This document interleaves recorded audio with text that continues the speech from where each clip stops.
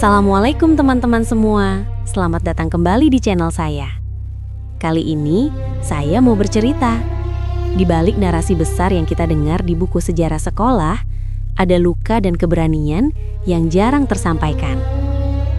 Hari ini kita akan melihat sejarah perang salib dari sudut yang berbeda.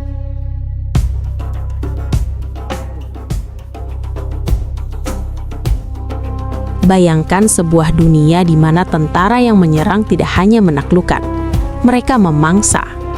Pada musim dingin tahun 1098, di kota Ma'arat al-Nu'man, Suriah, sejarah mencatat sebuah kengerian yang begitu mendalam hingga meninggalkan luka dalam ingatan kolektif Timur Tengah selama berabad-abad.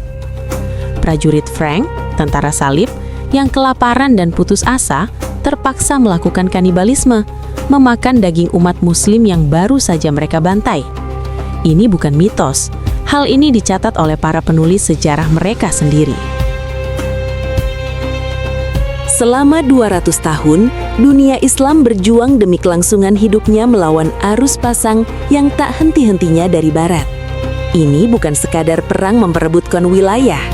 Ini adalah benturan peradaban.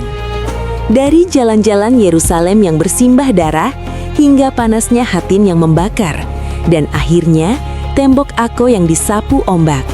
Hari ini, kita melihat melampaui mitos-mitos Hollywood.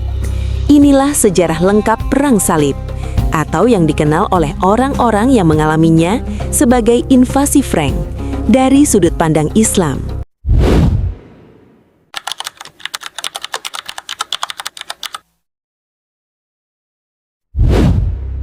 Untuk memahami bagaimana Perang Salib dimulai, pertama-tama kita harus mematahkan kesalahpahaman umum bahwa dunia Islam pada abad ke-11 adalah sebuah monolit bersatu yang menunggu untuk menyerang Eropa. Kenyataannya justru sebaliknya. Pada tahun 1095, dunia Muslim secara politik hancur berkeping-keping. Kekhalifahan Abbasiyah Sunni di Baghdad sangat lemah, dibayang-bayangi oleh Turki Seljuk. Sementara itu, Mesir diperintah oleh Kekhalifahan Fatimiyah Syiah, rival utama kaum Sunni.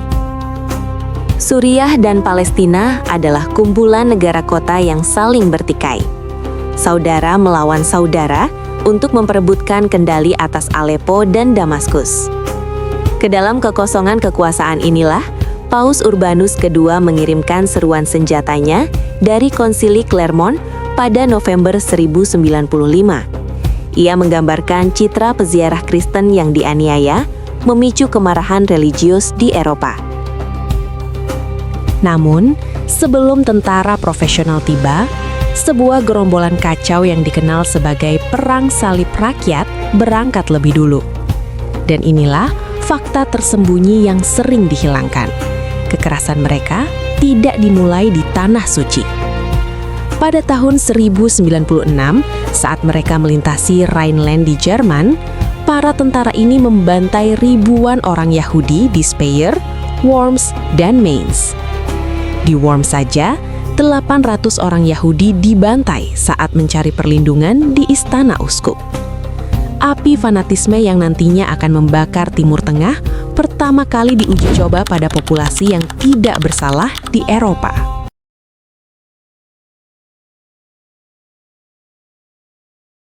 Ketika tentara utama Perang Salib para pangeran, tiba pada tahun 1097, tanggapan Muslim sangat bingung. Sultan Seljuk Kilich Arslan meremehkan mereka. Setelah menyapu bersih gerombolan rakyat jelata sebelumnya, ia mengira gelombang kedua ini sama lemahnya. Ia salah. Pada pertempuran Dorileum di bulan Juli 1097, kavaleri berat Frank menghancurkan barisan Turki. Tentara salib mendesak ke selatan, mengepung kota besar Antioquia. Pengepungan berlangsung selama 8 bulan yang melelahkan. Itu adalah masa pengkhianatan. Seorang penjaga Armenia di dalam kota membuka gerbang dan tentara salib tumpah ruah masuk. Namun kengerian yang sebenarnya belum datang. Setelah Antioquia dalam perjalanan ke selatan, insiden di Ma'arat al-Nu'man terjadi. Tentara salib yang gila karena lapar melakukan kekejaman yang meyakinkan penduduk Muslim setempat bahwa penyerbu ini bukanlah manusia. Mereka adalah Yajuj dan Majuj yang dilepaskan ke dunia. Pada 15 Juli 1099, hal yang tak terbayangkan terjadi. Yerusalem, kota suci ketiga dalam Islam, jatuh. Garnisun Katimiyah menyerah di bawah janji keselamatan, tetapi janji itu dikhianati. Pembantaian yang mengikuti sangatlah mutlak. Ibn al-Athir, sejarawan Arab besar, menulis bahwa penduduk kota suci itu habis dibantai. Laki-laki, perempuan, dan anak-anak disembelih di jalanan sampai, seperti yang dibanggakan oleh para penulis sejarah Latin, kuda-kuda berjalan di dalam darah hingga setinggi lutut. Dome of the Rock atau kubah batu diubah menjadi gereja. Masjid Al-Aqsa menjadi kandang kuda. 4 negara salib didirikan: Edesa, Antioquia, Tripoli, dan Kerajaan Yerusalem.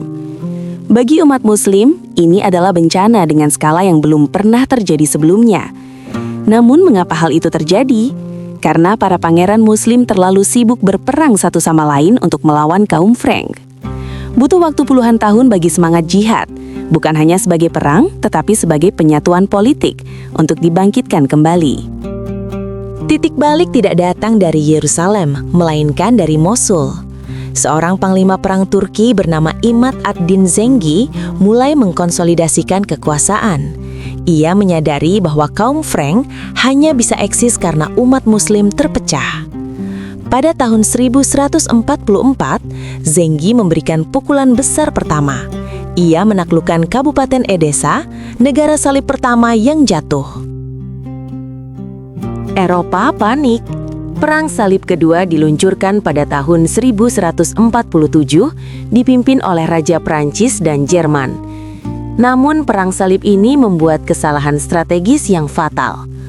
Alih-alih menyerang pasukan Zengi di utara, mereka malah menyerang Damaskus, satu-satunya kota muslim yang sebenarnya menjadi sekutu kerajaan Yerusalem saat itu. Rakyat Damaskus bersatu melawan, dan perang salib kedua runtuh dalam kehinaan. Dari abu konflik ini muncullah putra Zengi, Nur ad-Din, seorang pemimpin saleh yang membangun sekolah dan rumah sakit sesering ia membangun tembok. Namun hadiah utamanya adalah Mesir. Jika Suriah dan Mesir bisa bersatu, tentara salib akan terkepung. Adalah Jenderal Nur ad-Din Shirkuh dan keponakannya Yusuf ibnu Ayyub yang lebih dikenal dunia sebagai Salahuddin al-Ayyubi yang mengambil kendali atas Kairo. Ketika Salahuddin menjadi Sultan Mesir dan kemudian Suriah, ia mencapai apa yang tampak mustahil, pengepungan terhadap negara-negara salib. Ia menghabiskan bertahun-tahun bukan untuk memerangi orang Kristen, tetapi menekan rival muslimnya untuk menciptakan front yang bersatu. Pada tahun 1187, panggung telah siap untuk pertempuran paling menentukan di era abad pertengahan. Juli 1187.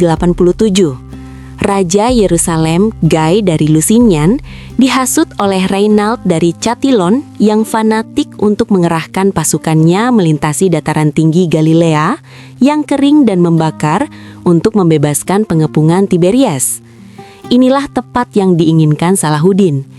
Ia tidak hanya melawan tentara tersebut, ia menjadikan lingkungan sebagai senjata.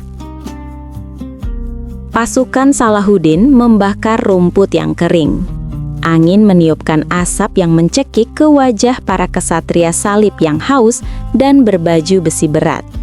Kehabisan air, dikepung oleh kavaleri ringan, dan kelelahan karena panas, tentara salib dihancurkan di Tanduk Hatin. Raja mereka ditangkap. Salib asli yang mereka bawa ke pertempuran disita. Kekuatan militer kerajaan Yerusalem hancur dalam 1 hari.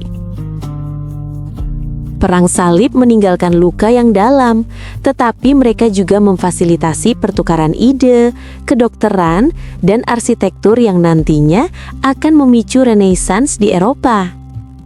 Dari kanibalisme di Ma'arah hingga kesatriaan Salahuddin, era ini mengajarkan kita bahwa dalam perang, garis antara monster dan pahlawan seringkali ditarik bukan oleh agama, melainkan oleh karakter. Jika Anda ingin mendalami lebih jauh tentang taktik spesifik kaum Mamluk atau kehidupan Salahuddin, beritahu saya di kolom komentar di bawah. Jangan lupa untuk menyukai dan berlangganan untuk lebih banyak pembahasan mendalam tentang sejarah Islam. Sampai jumpa di video berikutnya.